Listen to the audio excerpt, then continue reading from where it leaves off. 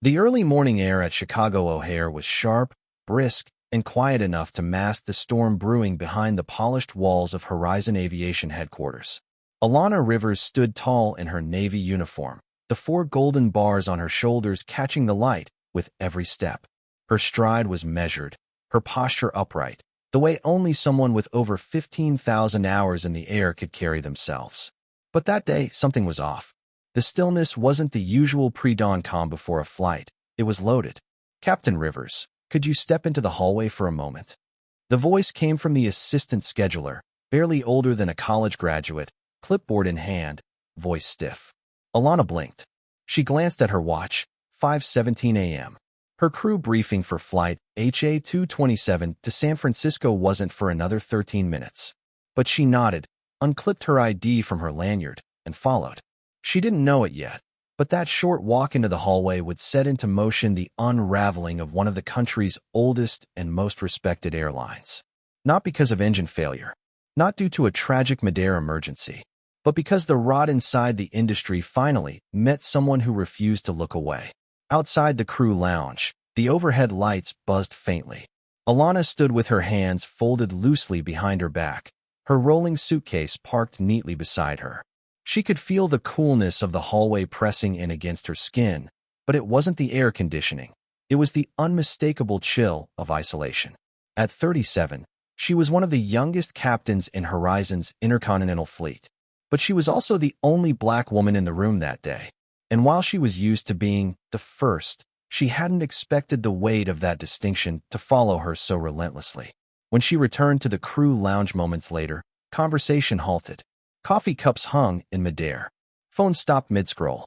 No one said anything, but everything was said in that silence. Some people turned to look. A few quickly turned away. Alana caught the side glance of a flight attendant and the narrowed eyes of a senior pilot she'd trained beside 2 years prior. They knew, or thought they did. As she stepped into the cockpit of the Boeing 787, the unease crystallized. Sitting in the left seat was Captain Greg Monroe, a 30-year veteran whose name appeared frequently in training seminars and corporate literature. A man who had spent his life in the sky but seemed tethered to an era that had long passed. He didn't look up when she entered. Instead, he reached for the flight log, thumbed through a few pages, then muttered, "Just follow the checklist how you were taught. I don't have time to micromanage today." Alana took her seat beside him, adjusted her headset, and calmly replied, "Understood." She didn't let the tension show. She never did. Being visibly shaken was a luxury she could never afford. The cabin filled with passengers. Ground control announced final preparations. Flight HA-227 was ready for takeoff. As the engines began to whir and the aircraft prepared to leave the gate, Alana looked out through the thick glass and watched the horizon blush with early sun. Her hand gripped the yoke, not for security, but for affirmation. She belonged here. The flight lifted into the air with grace, the kind only experienced pilots could achieve. But inside the cockpit, the air remained cold. Monroe avoided eye contact. He mumbled instructions when needed and ignored her professional input. Every protocol was executed with the minimum acknowledgement of her presence. Still, Alana flew. 38,000 feet above ground, where clouds roll like oceans and the sun slants in through the windscreen like a blessing, she remained steady. Her voice in the PA was warm and confident, her movements efficient. But inside, she carried the familiar ache of invisibility. They didn't have to say it. She had seen it all before. The way people hesitated before shaking her hand. The way senior officers assumed she was a flight attendant until corrected. The stunned expressions when she took command of a transatlantic route. She had earned every stripe on her sleeve. Every test passed.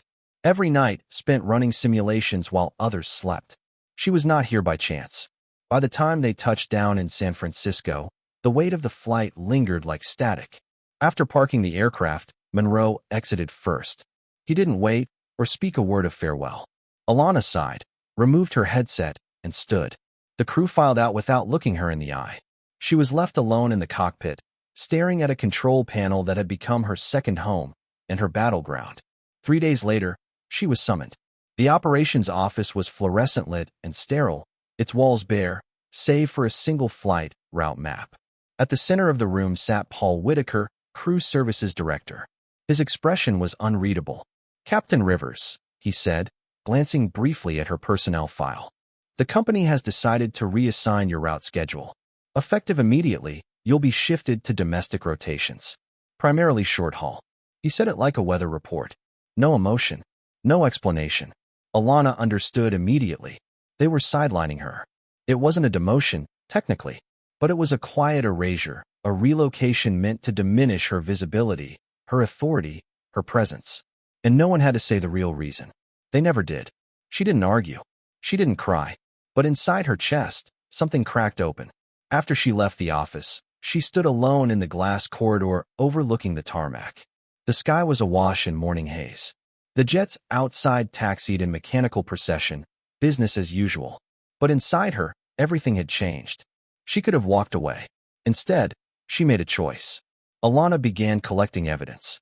Not just her own stories, but others. The flight attendants pushed into retirement after filing harassment complaints. The promising co-pilot who mysteriously never made it past training. The crew assignment documents that showed a pattern too consistent to be random. White male pilots favored for long hauls, women and minorities relegated to backup or domestic lines. She filed an anonymous report to the board. She didn't expect much. But then something extraordinary happened. Other voices began to rise. A Latina mechanic who was passed over 3 times for lead technician. A South Asian gate agent who'd been reassigned after wearing his turban on duty. A transgender flight attendant denied international assignments. They had all assumed they were alone. But they weren't. And once the silence cracked, the stories poured in. What started as whispers turned into a movement. Alana never appeared in the press. She didn't make speeches or wear symbolic pins. She just kept flying. But inside the company, people began to talk. Memos circulated. Meetings grew tense. HR departments held emergency conferences. And then the review came. A full-scale investigation into Horizon's hiring, promotion, and assignment practices. The results were devastating. The media got wind of it. Whistleblowers stepped forward. A class action suit emerged. Stock prices dipped. Major investors threatened withdrawal. And just like that, the proud airline that had once dismissed a decorated pilot because she didn't fit the image found itself in a free fall. 1 week later, the CEO resigned. 2 board members followed. And Alana Rivers was called into a meeting, not disciplinary this time, but consultative. They asked her how to fix it. They asked her to lead. Not because they wanted redemption, but because they had no choice. She was appointed Director of Flight Standards and Training. The first Black woman in the company's history to do so. Not everyone applauded, but no one could ignore her anymore. Her office overlooked the runway. On her wall was a framed quote she had chosen herself. "Power is not given. It's taken." She spent less time in the air now, more in boardrooms and training centers. But her favorite hours were the ones she spent mentoring. Young pilots, especially women of color, came to her with timid eyes and hopeful questions.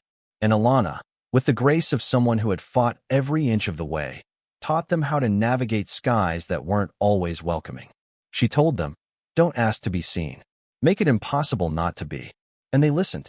At the annual aviation conference, she was honored with the Trailblazer Award. Her speech was quiet, steady. She spoke not of enemies or vendettas, but of truth and perseverance. She told the story of a girl who had watched planes take off from behind a chain-link fence, who dreamed not of being a symbol, but of simply flying. "I don't want to be the first anymore," she said in closing. "I want to be one of many."